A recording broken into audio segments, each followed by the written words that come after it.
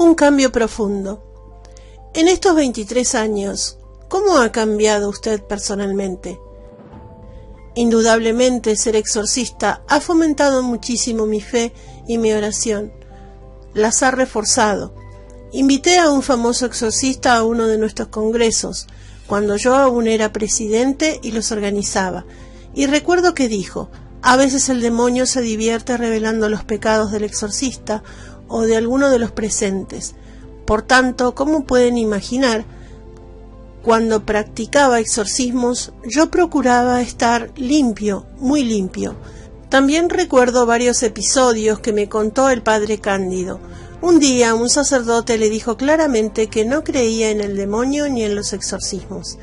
El padre Cándido replicó: ven a verlo un día. El padre me contó que este cura permaneció de pie con las manos en los bolsillos. En la escalera santa los exorcismos se hacen en la sacristía y el cura estaba allí plantado, con aire más bien despectivo. De pronto el demonio se dirigió a él y le dijo: tú no crees en mí, pero crees en las mujeres, vaya si crees en ellas. Según me dijo el padre Cándido, el cura retrocedió en dirección a la puerta, avergonzado, y salió de la sacristía. Desde luego practicar exorcismos ha reforzado mi fe, mi oración y también mi caridad. Fe, oración y caridad. Yo también procuro estar limpio para que ese señor no pueda reprocharme nada. Mientras el cardenal Poletti escribía el documento para otorgarme la facultad de exorcizar, yo le pedí a la Virgen: envuélveme en tu manto y protégeme, soy tuyo. Me llamo Gabriel. Mi patrón es el arcángel y siento gran devoción por mi ángel de la guarda. Ya ve, mis defensores son la Virgen y el arcángel Gabriel y mi ángel de la guarda. En varias ocasiones los demonios me han dicho: a ti no podemos hacerte nada porque estás muy bien protegido. Ahora me paso los días aquí adentro y también en otro lugar, porque aquí, en mi casa, me han prohibido practicar exorcismos. No queremos oír los gritos ni que la gente se asuste, dicen.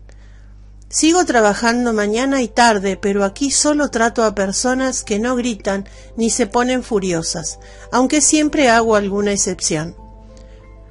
A algunos hay que atarlos. ¿Y dónde trata los casos más graves? 2 veces a la semana voy a la iglesia del centro de Roma. La iglesia no es una parroquia, de la Inmaculada, en la calle Emanuel Filiberto. Por la mañana, después de la misa de 8, cierran la iglesia y la abren a las 5 de la tarde. La lleva un cura muy amable. Ahora está jubilado, pero fue un gran profesor de Cristología en la Universidad Lateranense. Es autor de varios libros sobre Jesucristo y además de tener una mente privilegiada, es muy generoso. Me da las llaves y me deja trabajar en su iglesia, 2 veces a la semana, los martes y los viernes. Trato allí los casos graves. Tenemos preparada una camilla, cuerdas por si hay que atar a la persona a una butaca, porque algunos, aunque griten, no se ponen violentos y pueden estar sentados tranquilamente durante la oración del exorcismo. También hay casos mucho más graves. Algunos tienen tanta fuerza que no podemos sujetarlos. Mientras habla, la voz del Padre Amor se altera levemente, se vuelve más ronca. Ni siquiera 6 hombres pueden. Entonces hay que atarlos, sobre todo las piernas y los brazos. No solemos inmovilizarlos, pero esto ocurre pocas veces. En general, basta con sujetarlo fuerte. Hombres y mujeres laicos me ayudan a hacerlo y me acompañan con su oración personal. En primer lugar, me ayudan con la oración y después materialmente. Hay muchos poseídos que babean y 2 de mis ayudantes se ocupan específicamente de limpiar. Yo también lo hago. Muchas veces practico exorcismos aquí, solo, y no me da ningún reparo en ver a la gente vomitar. Un caso misterioso. Un joven de unos 20 años vino para acompañar a una amiga de su edad. Un párroco me había mandado a esta chica, que según él presentaba síntomas maléficos y tal vez estaba poseída.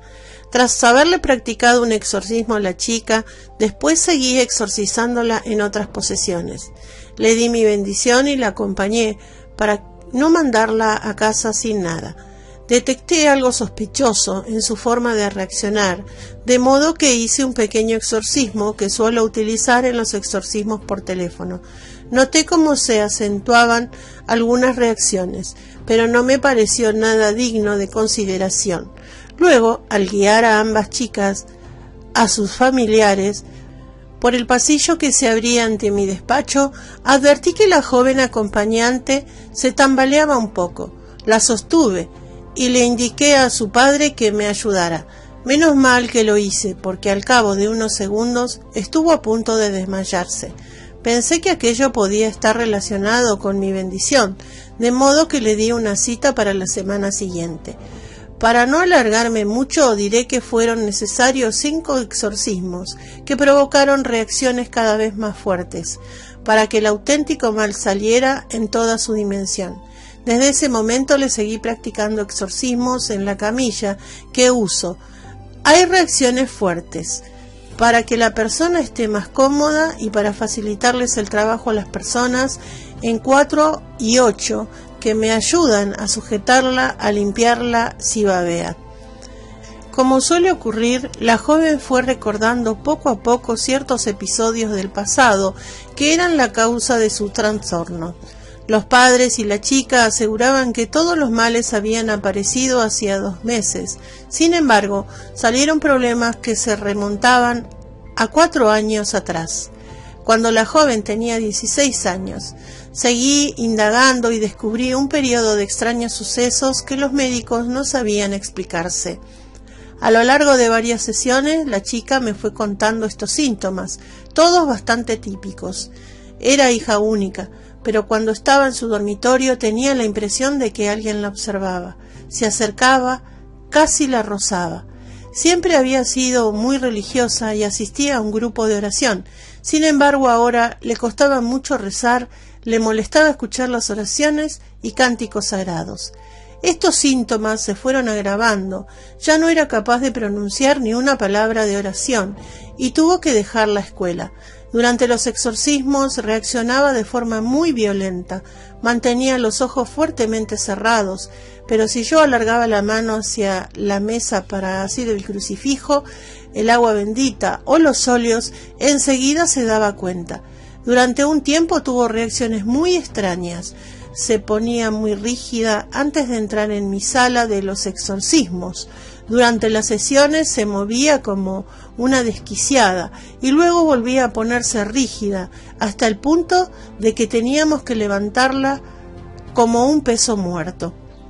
A menudo estaba presente un psiquiatra que intentó hacerle un poco de psicoterapia. Durante un tiempo las visitas habían sido regulares y la chica confiaba en el psiquiatra. Más tarde, al ver que no mejoraba, la joven decidió suspender las visitas. En los exorcismos, tras mucho insistir, conseguí que los demonios hablaran. No eran muy locuaces. Dijeron sus nombres y los días, meses y horas en que saldrían. Son las preguntas que sugiere el ritual, y siempre las hago, aunque pocas veces obtengo respuestas verdaderas. En este caso, sin embargo, se marcharon el día que habían dicho. Tras unas semanas de aparente curación, la chica volvió a sentir trastornos, aunque de forma más atenuada, de modo que seguí con los exorcismos. En total, necesitó 2 años y 2 meses de exorcismos semanales y en los momentos más agudos 2 veces a la semana. En cuanto a las causas, es uno de los pocos casos que no he encontrado una explicación satisfactoria, aunque las porquerías que aparecían bajo la almohada y dentro de las muñecas hacen pensar un maleficio. Posesión y vejación diabólicas. Cuando sus pacientes van a verlo, ¿entran en su despacho hechos una furia? A veces ya entran hechos una furia. Hasta tienen que traerlo en volantas. Otras veces nos reímos, bromeamos e intentamos crear un ambiente sereno. Entre un exorcismo y otro hacemos una pausa y a veces hasta cuento algún chiste. Es decir, hay un clima distendido. aunque sobre todo es un ambiente de recogimiento porque rezamos mucho. Normalmente, en los casos más difíciles, los pocos en que existe una posesión demoníaca, las personas se quedan en trance. Eso ocurre porque hay posesión del demonio, vejación del maligno. Por ejemplo, según varios testigos, el demonio solía atacar y herir al padre Pío, lo cual constituía un caso de vejación. Pío de Pietrelcina nunca estuvo poseído, sino que sufría vejaciones. Existen muchos estadios con distintos niveles de gravedad, tanto en la posesión como en la vejación, y el tiempo necesario para la liberación también varía mucho según la naturaleza del caso.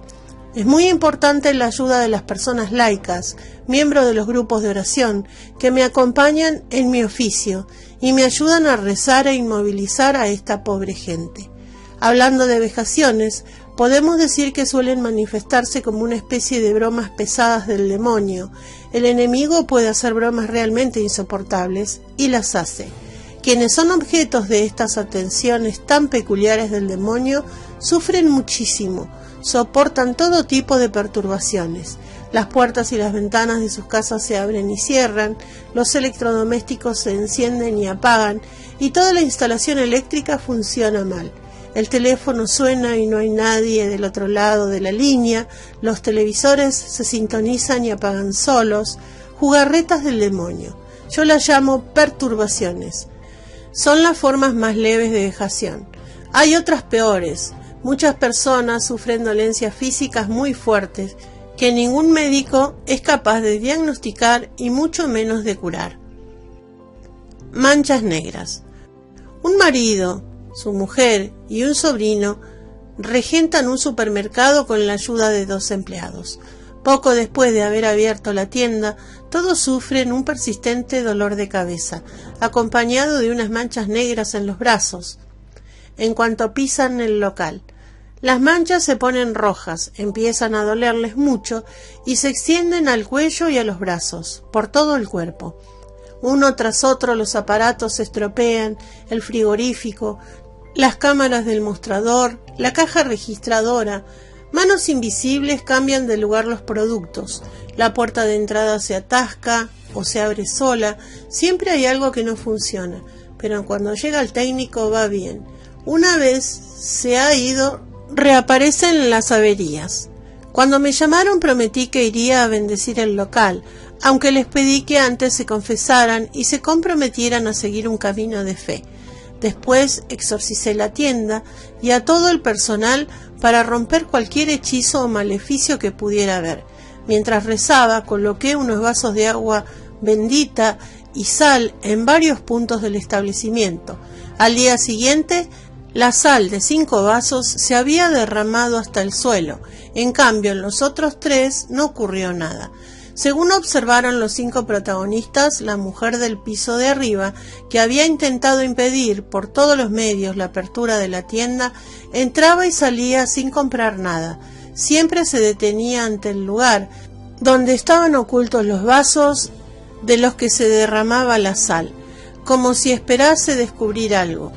Habíamos esparcido sal exorcizada por todas partes y habíamos rezado mucho, repitiendo las renuncias a Satanás, las oraciones contra los maleficios y la renovación de los votos bautismales. Colocamos bien a la vista una imagen de Jesús, misericordioso, y el personal adquirió el hábito de rezar una oración, todas las mañanas antes de empezar a trabajar. Una vez, al entrar en la tienda, a mí también me salió una mancha en el brazo. Primero era negra, después roja, muy dolorosa. Me apliqué óleo exorcizado en el brazo y se me curó enseguida. Después de 4 exorcismos y muchas oraciones, eso sí, acabaron todos los fenómenos y trastornos. La extraña mujer no volvió a aparecer y ahora en el supermercado se trabaja en paz. Un caso de vejación satánica. Entre los casos que ha tratado, póngame un ejemplo de vejación diabólica. Por ejemplo, recuerdo el caso de una persona que sufría continuos dolores de cabeza sin motivo aparente, y otro caso de persistente dolor de estómago. en que la persona afectada no podía hacer nada, ni siquiera dormía por las noches. Muchas veces se hacen análisis y pruebas médicas y no se les encuentra nada. Recuerdo especialmente que exorcicé a una chica de 17 años. La habían ingresado en varias clínicas psiquiátricas de Europa y en ninguna le habían encontrado nada. Su mente sufría mucho.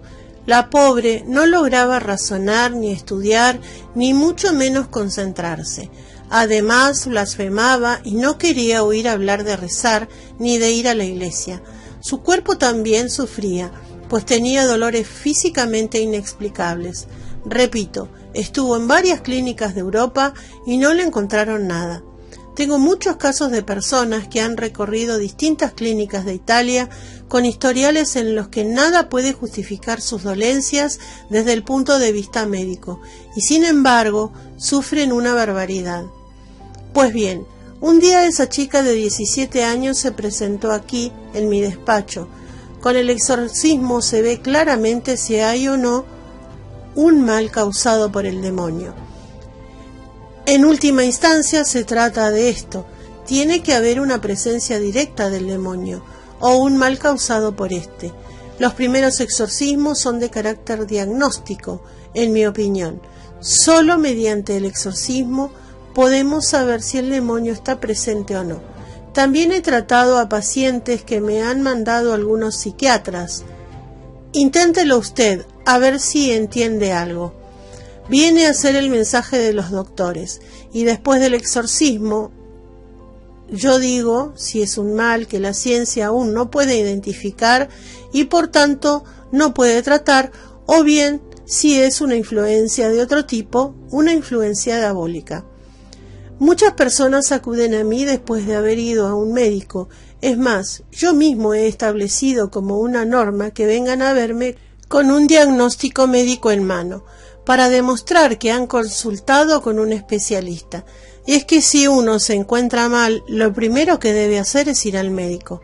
Volviendo al caso de la chica de 17 años, yo creo que era una vejación, es decir, un caso leve si lo comparamos con una posesión propiamente dicha, aunque era una vejación muy fuerte.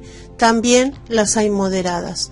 Esta muchacha sufría una vejación muy fuerte que afectaba todo su cuerpo y más aún su mente. Necesité mucho tiempo para liberarla. El demonio, cuanto más tiempo pasa en un lugar, más raíces echa. Por eso, en primer exorcismo, se le pide ayuda al Señor para desarraigar la presencia del demonio. Yo utilizo el ritual viejo. El nuevo lo he criticado duramente, excepto la primera parte, que es muy bonita. Con todo, hay casos, por ejemplo, de infectación que terminan bastante rápido. Presencias indeseables e indeseadas. Como ya hemos dicho, las infestaciones son el nivel más bajo de acción extraordinaria del demonio. Luego están las vejaciones y por último las terribles posesiones. Hábleme de las primeras. Para referirme a las infectaciones debo hablar de mis experiencias con presencias demoníacas en varias casas. Aludiré a dos casos concretos. Primer caso. Me llamaron para ir a una casa donde residía una pareja joven con una niña de 1 año. De noche oían ruidos en el armario, golpes contra las persianas, en los radiadores y electrodomésticos, y lo más preocupante era la pequeña. Todas las noches a la misma hora se despertaba sobresaltada y llorando. Estaba muy delgada y aún no había empezado a hablar. Sus padres rezaban e iban regularmente a la iglesia. Dijeron algo que me hizo sospechar de sus parientes y les pregunté por ellos. Me respondieron que cada vez que las 2 tías hacían un regalo a su sobrina, los ruidos aumentaban. Ambas eran cartománticas. Intervine muchas veces porque veía a la pequeña cada vez más deprimida. No dormía, comía poco, pasaba gran parte de la noche llorando, escondida bajo las mantas. Cuando bendecía la casa los ruidos cesaban, pero solo 1 o 2 días. Al fin decidí oficiar una misa en la casa, a la que también asistieron unas monjas amigas de la familia y varios miembros de grupos de oración. Tras la misa eché agua bendita por toda la casa y en el nombre de Dios le ordené al demonio que abandonara para siempre aquel lugar. Desde aquel día los ruidos desaparecieron, la niña se recuperó y todo volvió a la normalidad. Segundo caso. Hacía un año que había muerto un hombre alejado de Dios, a quien nadie quería a causa de su maldad. Antes en aquella casa ya había ocurrido hechos extraños. Objetos de oro que ante la foto del hombre se volvían blancos, figuras de adorno que desaparecían. La mujer y las hijas me llamaron. Yo conocía al difunto y pensé que necesitaba indulgencias, de modo que encargué varias misas. Tras unos días de paz empezaron a suceder cosas más raras que antes. Una de las hijas estaba casada y tenía una niña de 2 años y medio. Todas las noches a la misma hora la pequeña se despertaba sobresaltada y gritando. A petición de la familia, bendije la casa varias veces, pero la tranquilidad solo duraba pocos días. Al fin decidí oficiar una santa misa de tarde e invité a parientes y vecinos. En primer lugar, rezamos el rosario. Durante la oración la niña se puso más nerviosa que nunca. Empezó a saltar en la cama, a molestar a los presentes, a enredar con las cuentas del rosario. Después también nos importunó al comienzo de la misa. Durante la lectura del Evangelio, elegí un pasaje en el que Jesús expulsaba al demonio. La pequeña se quedó quieta de pie y ya no se movió más. Tras la consagración eucarística, la niña gritó: «Mamá, la cosa fea se ha tirado por la ventana». Esa fue una señal de que la casa se había liberado de la presencia demoníaca y por fin se restauró la paz. ¿Un homicidio oculto? El testimonio que sigue es otro caso de infestación. 2 cónyuges y su hija trabajaban como cuidadores de una casa de campo. Vivían en una casita construida junto a la vivienda señorial. Desde hacía 14 años, es decir, desde que realizaban ese trabajo, les había pasado de todo. Es importante señalar que cerca de la finca había un castillo derruido, del que solo quedaba en pie una torre. Creo que fueron ocurriendo todos los hechos típicos de los casos de infestación, aunque en mayor proporción. Estos hechos, que afectaban a los 3 cuidadores, la casa y los animales, eran los siguientes.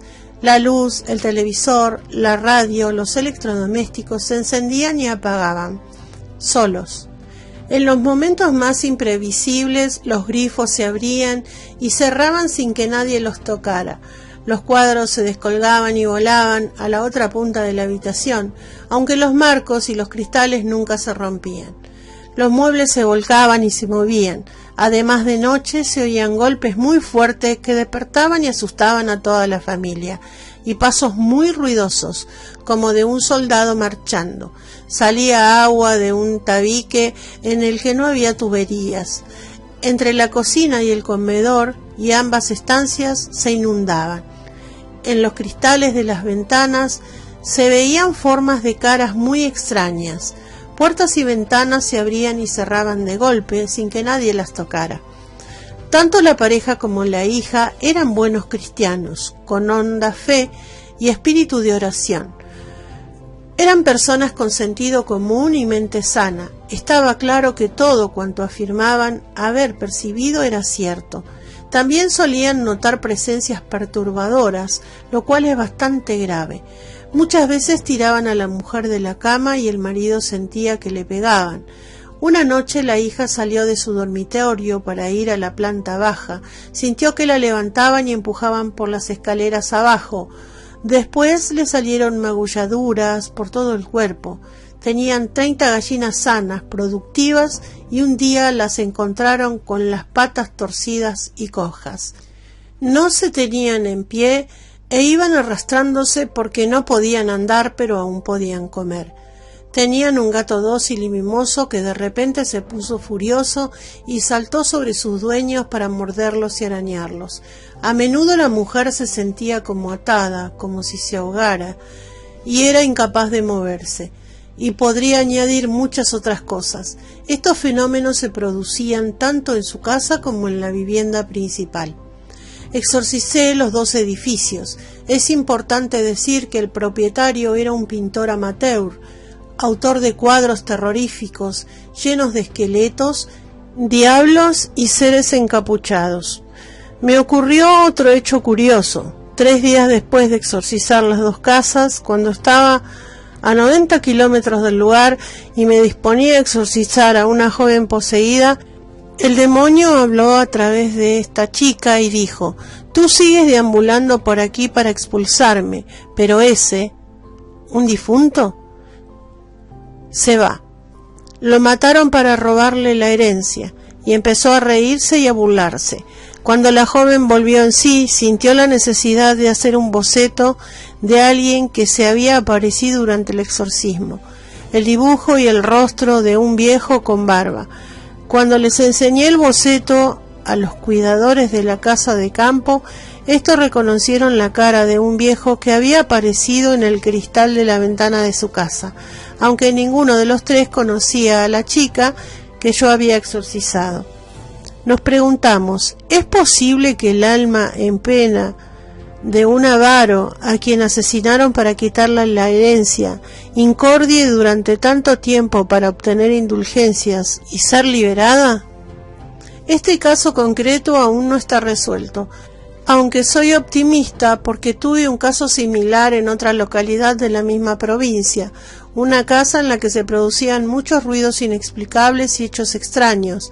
Tras investigar un poco, descubrimos que la habían construido en un terreno donde, tiempo atrás, mataron y enterraron a 5 soldados suavos.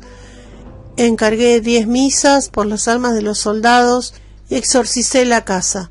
Los fenómenos cesaron de inmediato. Espero que sea para siempre.